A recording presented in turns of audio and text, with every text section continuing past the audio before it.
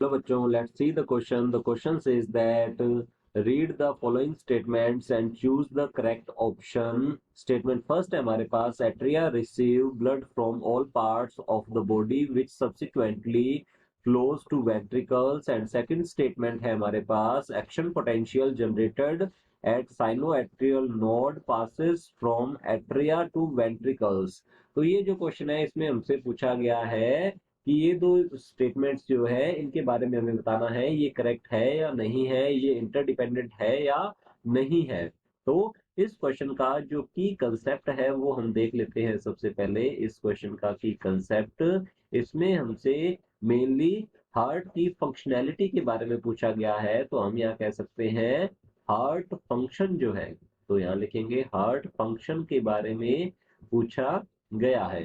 तो पहला जो स्टेटमेंट है इसमें है, atria receive blood from all parts of the body which subsequently flows to ventricles. तो अगर हम बात करें हार्ट की, ह्यूमन हार्ट, अब ह्यूमन हार्ट जो है इसमें दो ऑरिकल्स या एट्रियम होते हैं। ये है राइट, तो लिखेंगे राइट एट्रियम, और सेकंड होता है हमारे पास लेफ्ट एट्रियम, लेफ्ट एट्रियम।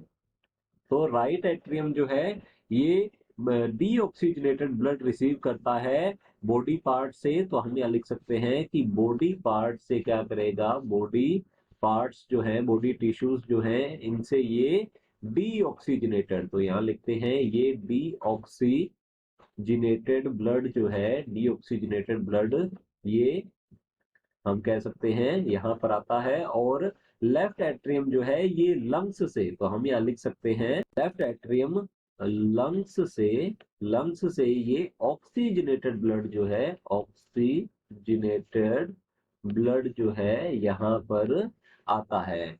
तो ये राइट एट्रियम जो है इससे ब्लड आगे की ओर राइट वेंट्रिकल्स के पास जाएगा, और लेफ्ट एट्रियम से ये लेफ्ट वेंट्रिकल्स की ओर जाता है। तो हमारा जो फर्स्ट स्टेटमेंट है ये बिल्कुल करेक्ट है। और सेकंड स्टेटमेंट देख लेते हैं, action potential generated at sinoatrial node passes from atria to ventricles. तो अगर हम बात करें एक्शन पोटेंशियल की, तो ह्यूमन हार्ट जो है ये मायोजेनिक हार्ट होता है। तो यहाँ लिखते हैं ये है मायोजेनिक हार्ट।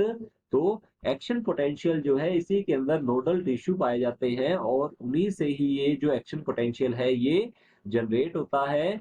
तो ये जो नोडल टिश्यू है जो कि एक्शन पोटेंशियल जनरेट करते हैं, इलेक्ट्रिक इंपल्स जनरेट करते हैं, ये होता है ऐसे नोड। ऐसे नोड जो है इसे कहा जाता है पेस मेकर। तो यहाँ लिखते हैं इसे पेस मेकर कहा जाता है।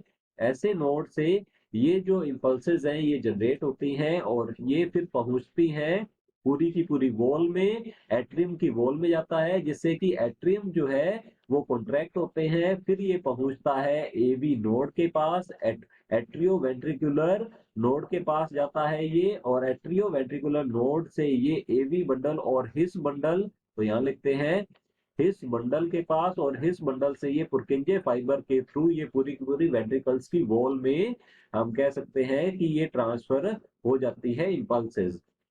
तो यहाँ जो सेकंड स्टेटमेंट है, action potential generated at sinoatrial node passes from atria to ventricles, तो हमारा जो सेकंड स्टेटमेंट है ये भी बिल्कुल करेक्ट है।